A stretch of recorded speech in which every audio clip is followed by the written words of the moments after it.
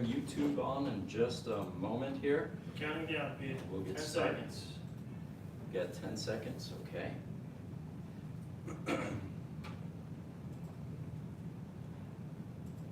5, 4, 3, 2. Welcome back to Gruber Motor Company and the Gruber Morning Show. I'm Pete Gruber.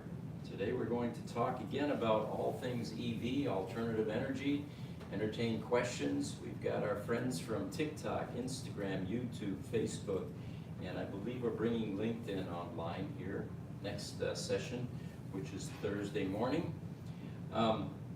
Again, those of you that are interested in asking questions, please give us your location.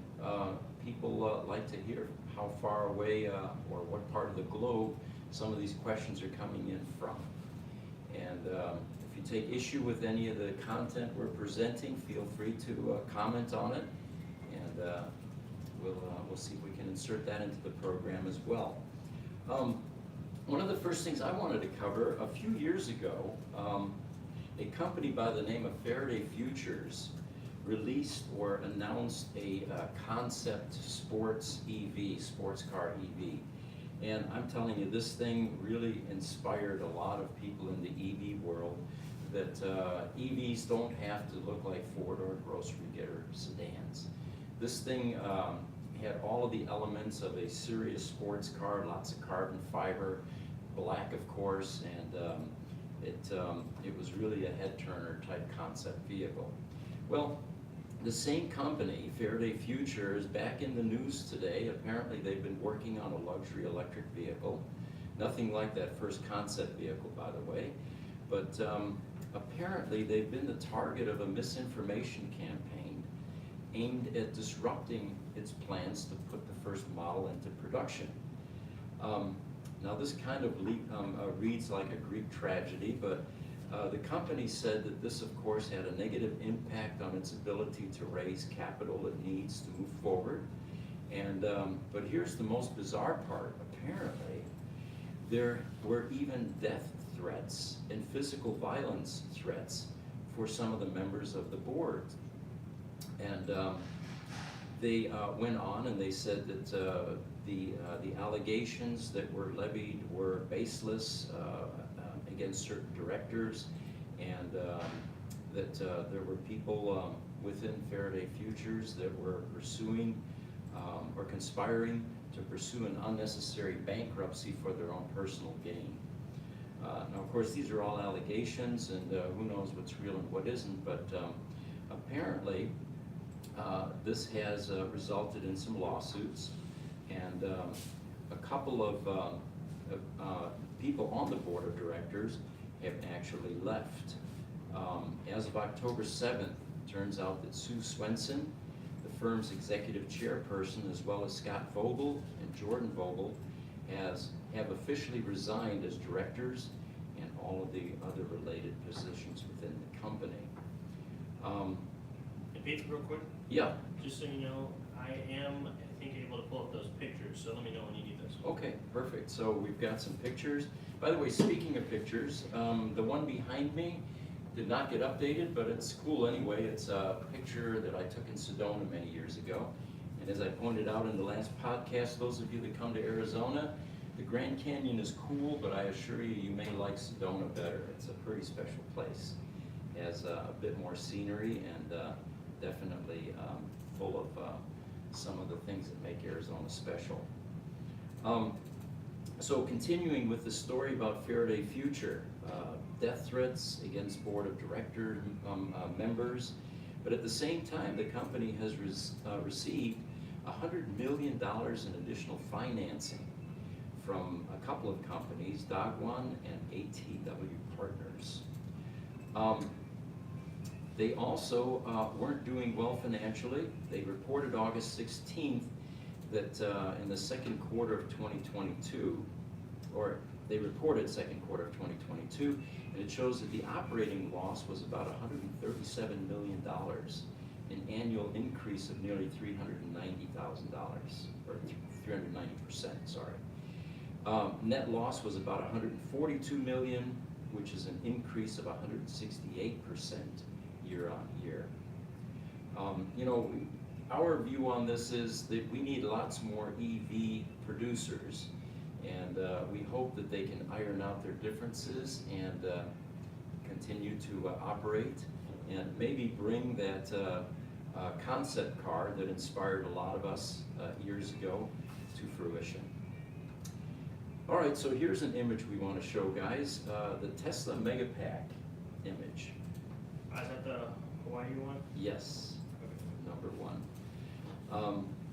So Tesla is active in Hawaii, not just with cars, but apparently helping them change their electrical power generating infrastructure. There have been some coal burning plants in Hawaii, and what Tesla has been involved in is the installation of the Tesla Megapack Battery Energy Storage Systems, BESS is the acronym. The company that had been providing power is AES, providing coal power. So what Tesla's solution is an alternative to the energy gap left behind by the shutdown of this coal-powered plant. This large BESS system is now taking over, which of course includes solar, much cleaner form of energy. Just to give you a perspective here, there's some statistics about how much pollution these coal-fired plants were creating. The retired AES coal power plant, it says, was the largest greenhouse gas emitter in the state of Hawaii and was alone responsible for releasing 1.5 million metric tons of carbon dioxide annually. Of course, the Tesla solution doesn't have any of these types of problems. And the other cool part about these large megapacks is they are self-contained inverter systems, including DC storage for the lithium-ion battery packs, and an inverter to convert the DC to AC. And it's scalable as well. The capacity is 3 million watts per hour currently with the BESS installation, and they will need 189 megapacks to complete a project at a site called the KES site. What's also interesting about this is, just like the Tesla electric vehicles, the company's energy storage systems, or the Megapack, PowerPack, and Powerwall, also get periodic over-the-air updates. This means that the product automatically gets better over time as new software is downloaded without any extra cost to the customer. And of course, substantially less pollution, getting rid of those coal-powered plants. The last coal shipment will arrive in Hawaii about the same time as the Tesla Megapack batteries that will enable this 24/7 sustainable energy method of creating power. So we have solar cells, Megapacks, and clean power coming to Hawaii. Do we have any questions so far, guys? Just, yeah, we have a couple on the screen. Okay. We've got an Instagram question from Tesla Ghost 3. Who's the pretty lady? Are we talking about Bob, my co-host? It's okay. I guess in today's world, we could have either gender, but Bob is my co-host. He is actually a placeholder for a new co-host that we're going to have join us next week. And but in the meantime, he is holding down the fort here, and because he is my co-pilot, he has a pilot's hat. Got an Instagram question from WemmyC47. Can I get a job? Yes, we get asked that almost every podcast. We just hired an intern from UTI. His first day was yesterday, and he was excited as could be to be able to work on Tessa Roadsters, battery packs, and learning about what the alternative alternative to internal combustion engine cars is all about. Have a question from TikTok. AMC Dunn. Your partner is asleep. Yes, perhaps behind the sunglasses. No, his eyes are open. He's not sleeping. He's listening intently. We have a YouTube question from Darren N. Hello from Saskatoon, Canada. Welcome, Darren.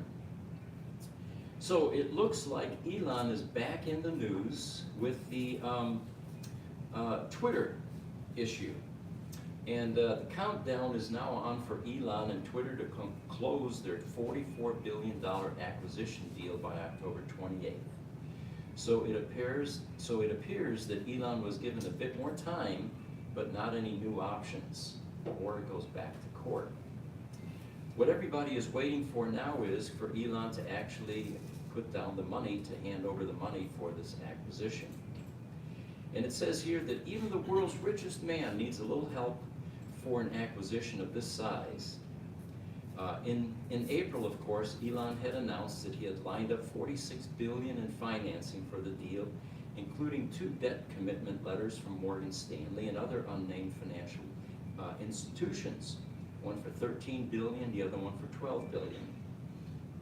And the latter, which was later reduced to $6.25 million. Musk himself had committed approximately $21 billion in equity to fund the deal.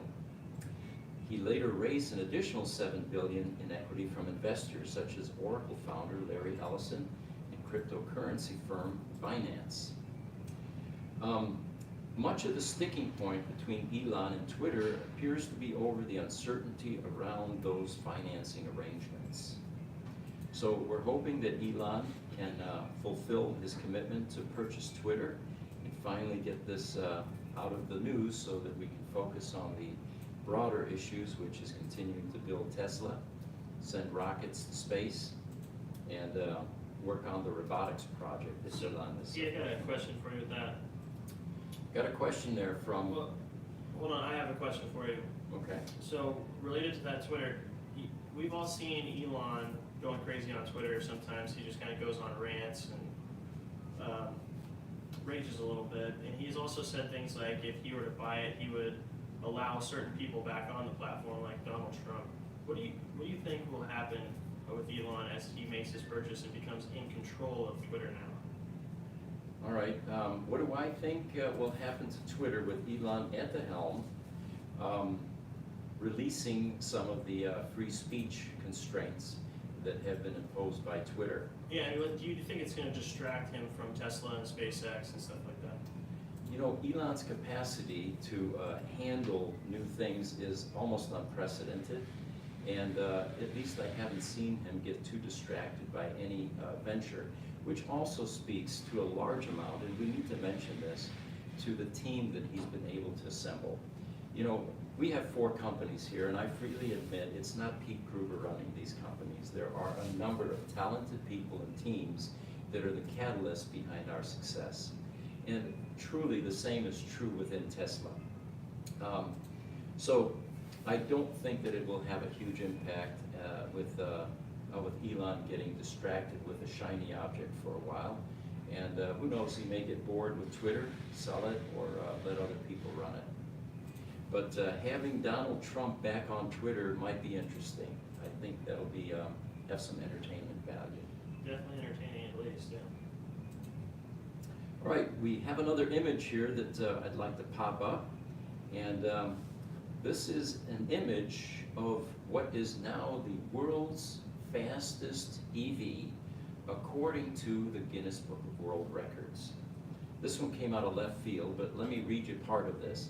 According to the Förderverein, that's a German word, Swiss actually in this case, the Förderverein Green Team in Stuttgart, they have officially set the new Guinness World Record.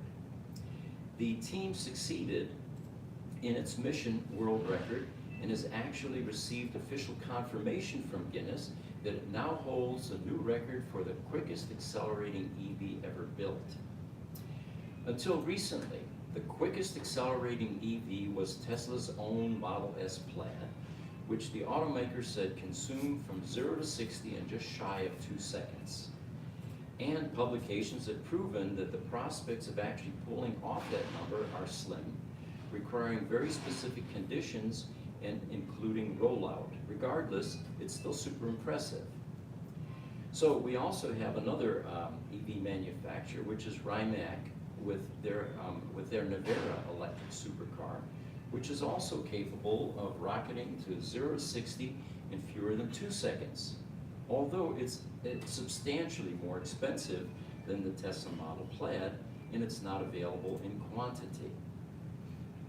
All right, so can this 2-second 0 to 60 time be beat?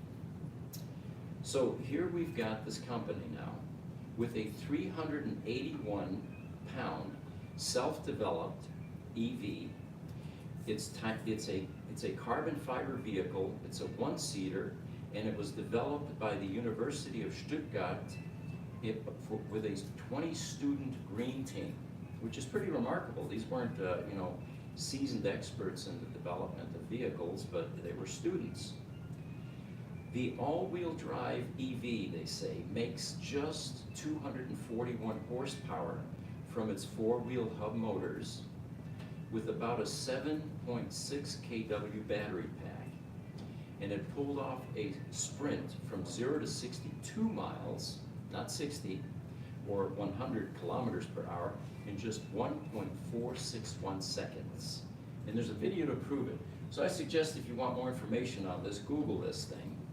And there's a unique name for it. They call this thing, let me get back up here, and they call this thing the itty bitty. And unfortunately, I don't have that in my text here, but that's what you want to look up on Google if you want to see more about this Guinness book, record-breaking fastest EV currently. We brought up the picture for them, the one that looks like a go-kart. Exactly, the picture there, the go-kart is visible. If you look at the tires on this thing, they look small, you know? Now, I'm not sure I want to be the test driver that does the experimental rocket to 0 to 60 in 1.4 seconds based on the amount of, or the lack of structure around this vehicle. Now, quick question, Pete, about that. Yeah. 1.4 seconds, it says 1.461. I think I remember reading somewhere that it's hard to do that production-wise because production tires don't really exist that can handle that, right? You know, the production tire issue has to do with top speed more than it does with the 0 to 60 times, yeah. Okay. Because you get a good sticky tire and, you'll probably wear it out pretty quickly, but it's the top speed because of the centrifugal force. Tires tend to come apart when they're spun too rapidly. Now, just to give you some perspective about what this 1.46 time means, let's take a look at some time-tested, proven fast vehicles like the Nhra top fuel dragsters. These cars can do 0 to 60 in 0.8 seconds. We've got a picture to pop up there. Yep. You can see the flame shooting out of the side of this car. And All right, yeah, that's up. so these are the traditional ways of going that fast, and there's some statistics that are interesting with top fuel dragsters. They accelerate so quickly that the dragsters' rear wheels have already passed the 60 mile per hour mark by the time the rear wheels have crossed the starting line, about 300 inches. What's also fascinating is these things are powered by only a 500 cubic inch V8 that's based on the architecture of the 60s Chrysler Hemi engines.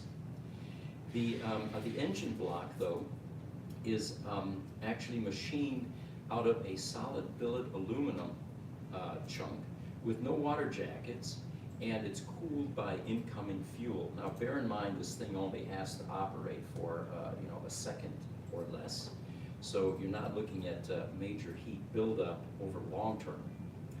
But they also, because these things got so fast, apparently the National Hot Rod Association had to shorten the length of the time portion of these events from its top classes to run from quarter mile, which is 1320 feet, to 1,000 feet, but still with nearly 10,000 horsepower in this ICE engine, they can max out to over 330 miles an hour, which is the reason they need parachutes to try to stop. So it'll be a while before EVs get, I think, to that level, and ICE vehicles at least looks like they are still going to rule these 0 to 60 times. Got a question from YouTube, Core Glass. Hi, what do I think of the different types of EV charger connectors? What's your favorite and why? My favorite has to be the Tesla Trident connector. It's probably one of the simplest connectors made. Even the J1772 looks like a bunch of pins and a bunch of large connector design. Europe, of course, has their own standard, which is even larger. But I think my favorite has to be the Tesla, what's called a Trident connector, which is what came after the Roadster. The original Roadster charge connector was pretty substantial as well, and very proprietary, and no one adopted that standard. Got a question from YouTube from Steve Rose. Hi, Steve Rose from Las Vegas. Have you heard any news about the Gen 2 Roadster production dates? Well, the only information I have is there is a facility within Tesla that is dedicated to working on this car. And Tesla, for whatever reason, is keeping pretty close-lipped about any kind of progress that they're making. But I can assure you that it is being worked on. It will be released at some point, and it's not going to die of neglect. Another question from YouTube, Core Glass again.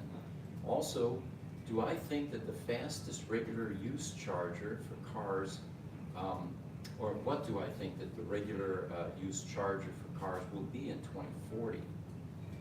I think in 2040 we'll probably laugh at people plugging their cars into any kind of cable, because the new technology that is emerging that makes much more sense is the wireless charge method, where they use inductive coupling to transfer energy.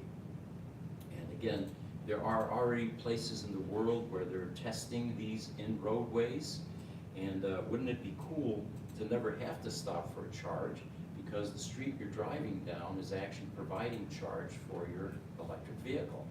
So you think that's going to be the way we go, as opposed to maybe swapping batteries or something like that 20 years from now? Yeah, I believe the battery swap idea is a novel idea, but the logistics are just daunting. And so it looks like where we're headed is in this inductive coupling or in this wireless charging design. And 2040, remember, is a long time. That's a long ways away based on the exponential changes we're seeing in this whole technology emerging and changing. YouTube, Aaron, hello, I'm currently on the wait list to get my Tesla fixed from Gruber. I'm wondering if you know if the repair will impact my regular value or my ability to trade in my car to Tesla. Well, we're hoping that we clear our backlog and we work on it every single day, I assure you. Will it change the value on your vehicle? That's going to be up to market conditions. I think that based on what we're beginning to see percolate again with potential for fuel cost increases. I mean, OPEC, for example, cutting production. What are they thinking? This is the wrong time to cut production, OPEC.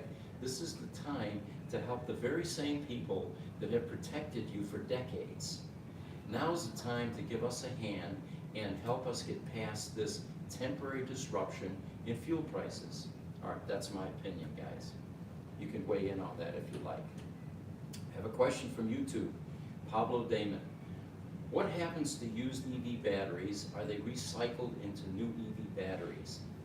Keep watching, because one of the agenda items on here is we're going to talk about recent advances in battery recycling, and it's pretty dramatic and pretty exciting.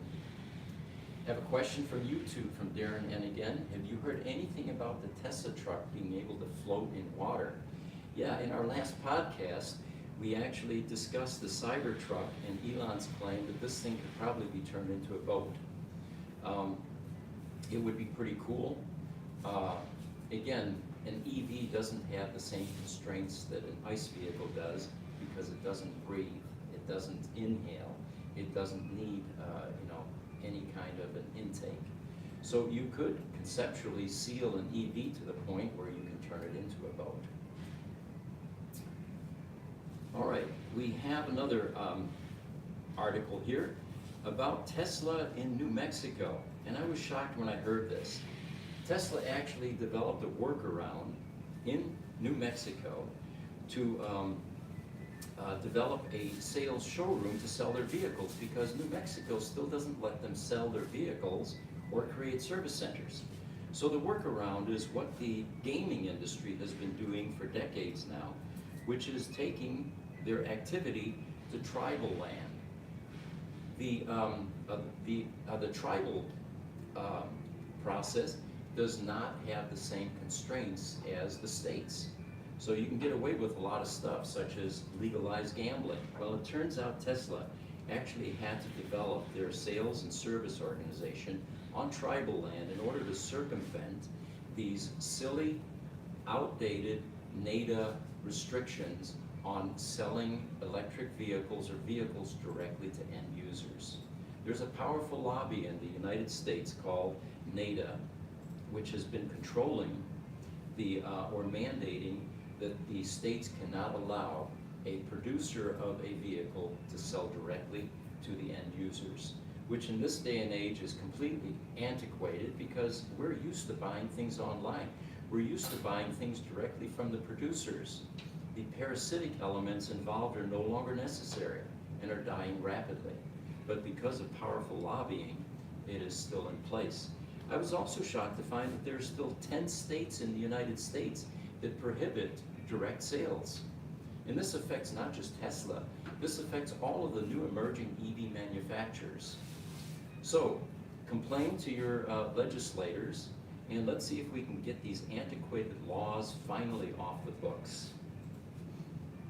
This particular Tesla facility, by the way, is located on the Namby Falls Travel Center, which is in a building that is also a casino. No surprise there. Prospective owners, they say, can also take test drives out of this new location in New Mexico. So let's help the conversion to EVs occur by getting rid of these silly, antiquated laws. We have another question from Cord Glass on YouTube. Do I think that EV charger stations are good business? Absolutely. That's the gas station of the future. That's where people are going to go to buy energy to continue to drive their vehicles. Whether that's a subscription-based thing once we get to inductive coupling type charging, or whether you actually drive somewhere and, heaven forbid, get a battery swap, or sit there with a cord plugged into your car waiting for a charge so that you can continue. All of that, I think, will be antiquated within the next decade. Pete, I was thinking about this the other day. Wouldn't it be cool if places like Denny's, where you could pull in and park your car, were to put charging stations in there? Totally, yes. You combine Not Denny's, your... I'm sorry, it was Sonic. Sonic? Oh, Sonic would be good too. Yeah, I think any of the restaurants. Of course, the malls are already doing it. That's one of the ways to attract customers. Hotels have figured that out a long time ago. You can get luxury car people to come to your hotel by giving them free charging. And of course, that will just accelerate as time goes on. It looks like as of October 9th, Tesla delivered 83,000 Chinese-made electric vehicles in September, smashing its monthly record. This marks an 8% increase from August of this year. And it looks like the Chinese are definitely interested in Tesla EVs. The previous record was 78,000 in June. And anyway, it looks like globally, of course, Tesla said last week that they delivered 343,000 EVs in the third quarter, which was again breaking a record, but Wall Street did not think so, and Tesla stock is still within buying territory. I think I saw it this morning at $220 a share. I never thought it would get that low again.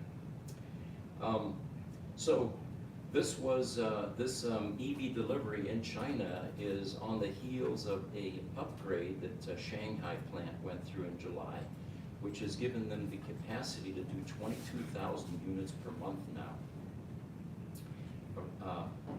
compared to 17,000 prior to the upgrade at the factory in Shanghai.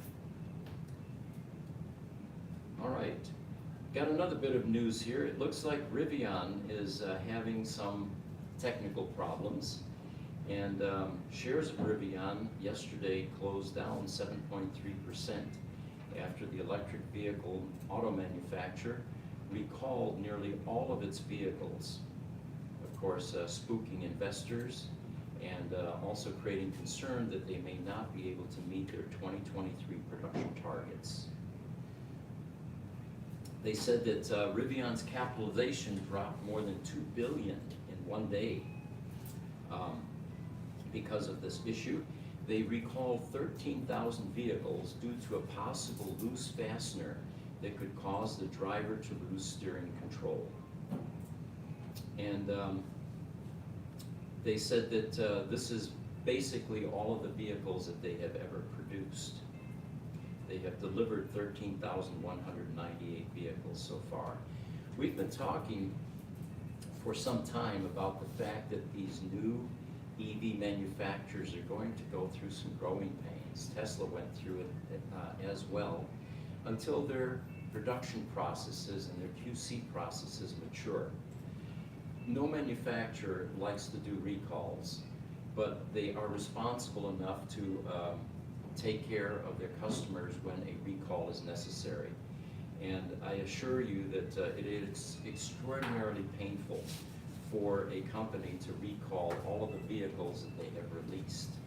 But because of the safety issue involved, it's a responsible way for them to handle it rather than to ignore it, gloss it over, and pretend it doesn't exist.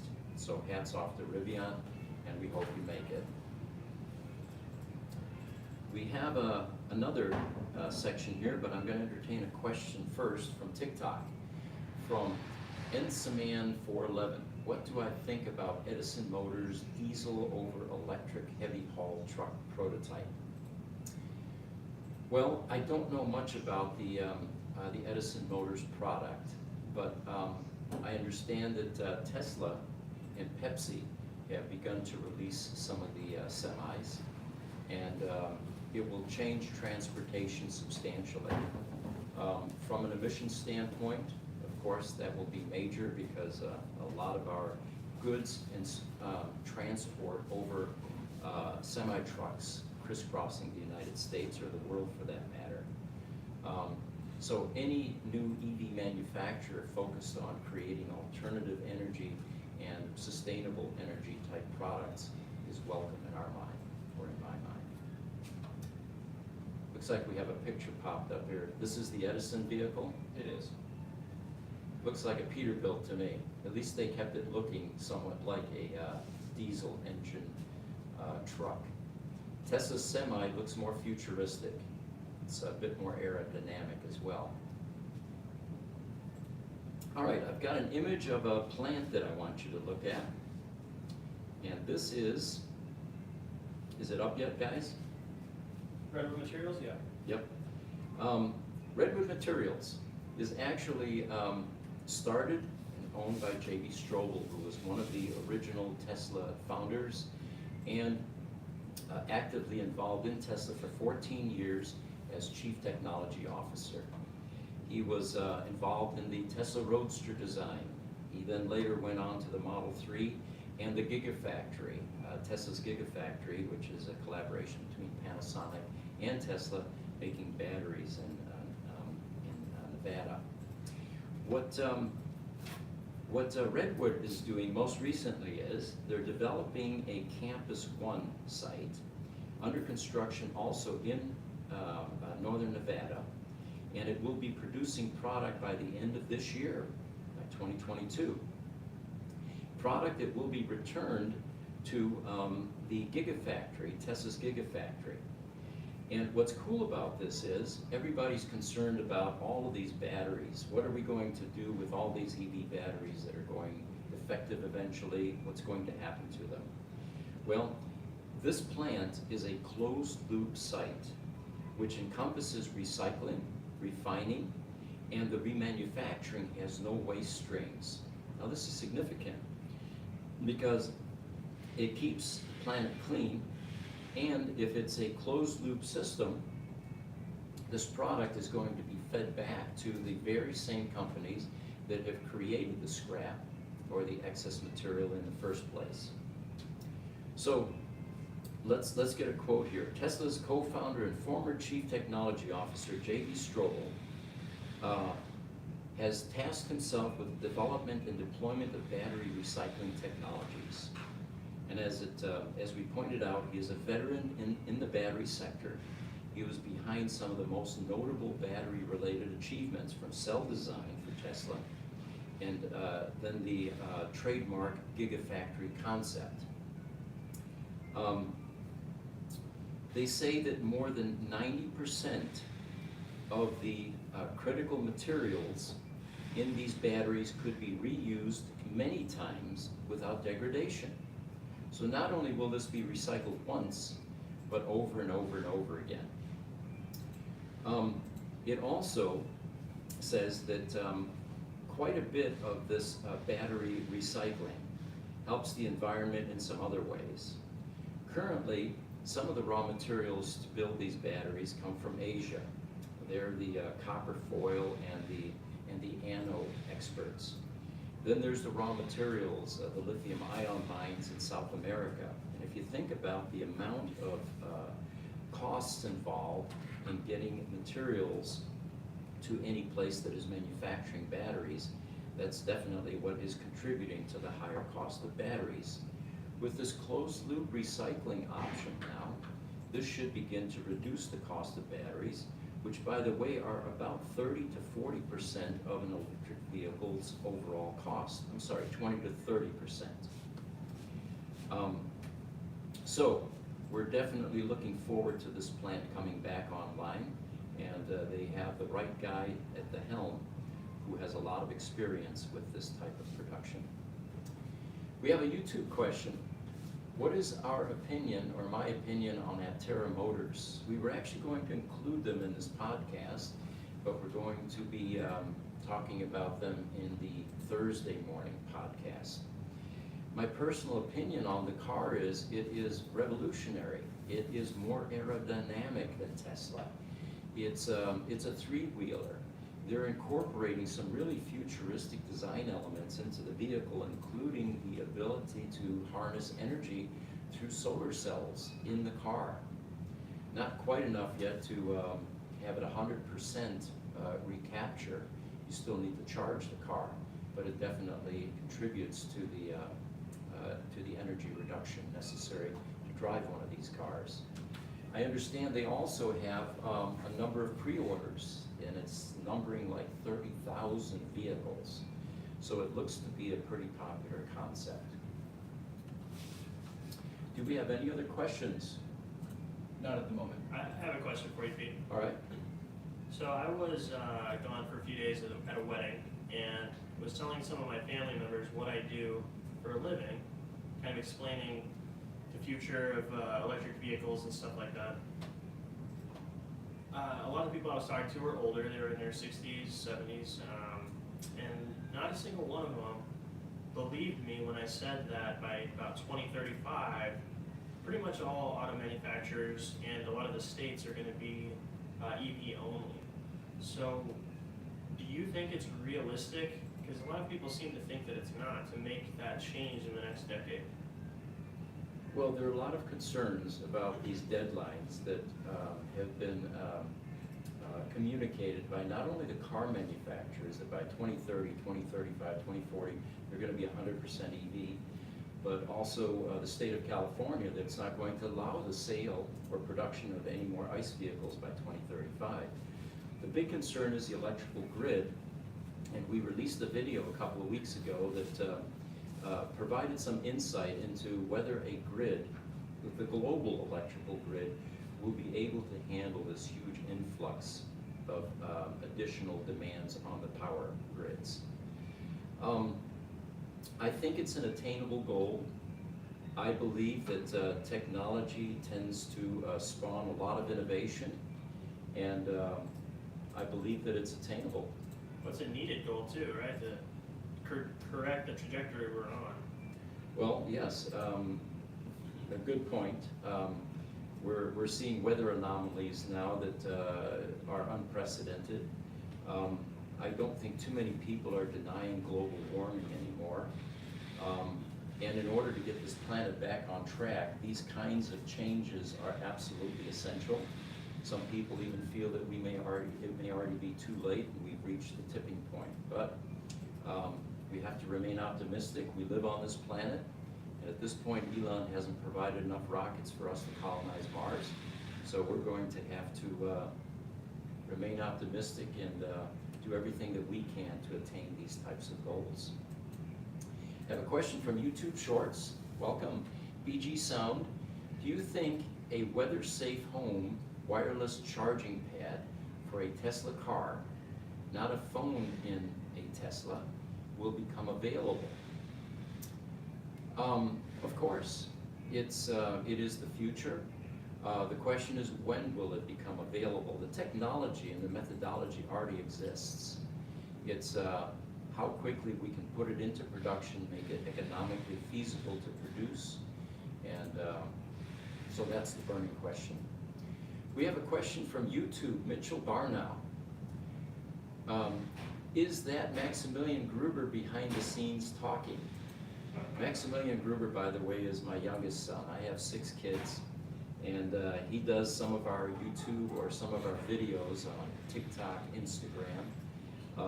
He's not doing any voiceovers for me yet, but he definitely is part of our social media team and doing a good job of keeping our viewers and our audiences entertained and informed.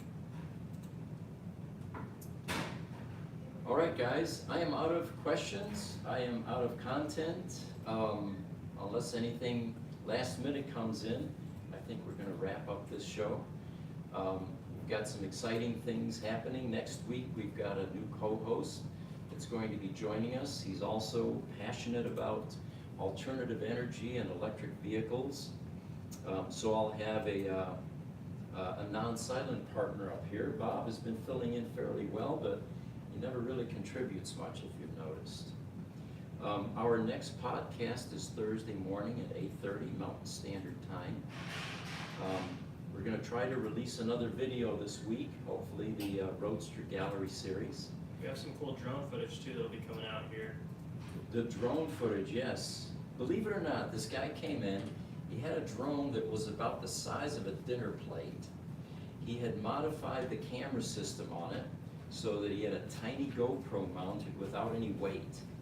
And he was actually able to fly this drone through our service center, getting into the nooks and crannies of things. And the results are stunning. We're going to be releasing that and showing you what our new service center looks like and what kind of infrastructure we have there. All right, there's one more question up there. We've got about 6 minutes left if you want to take it. Sure. Question from YouTube, Rick Sign.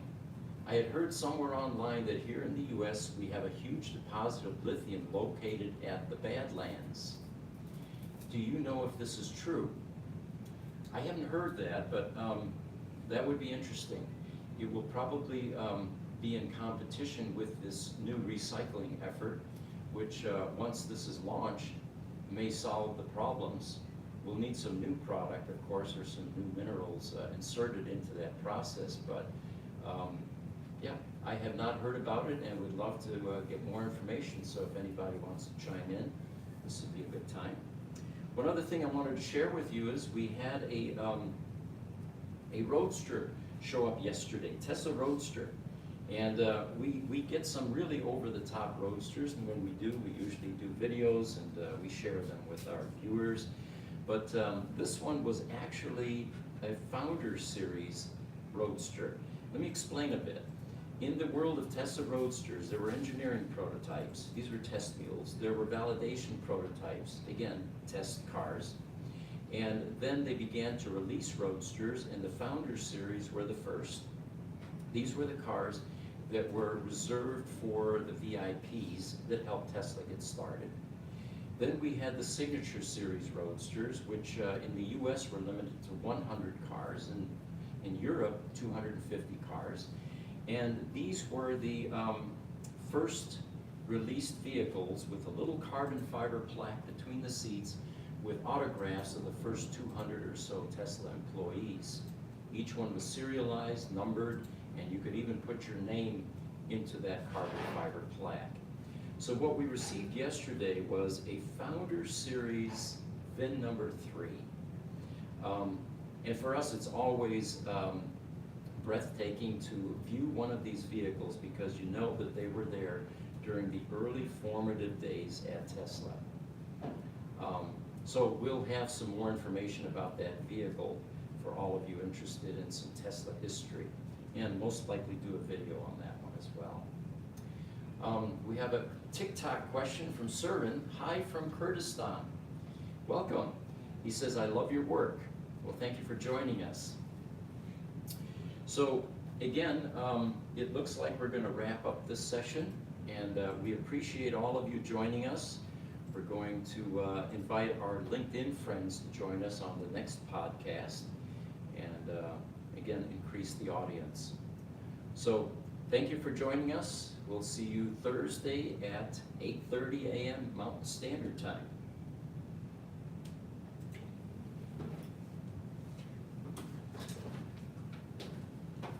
Bob was very quiet today.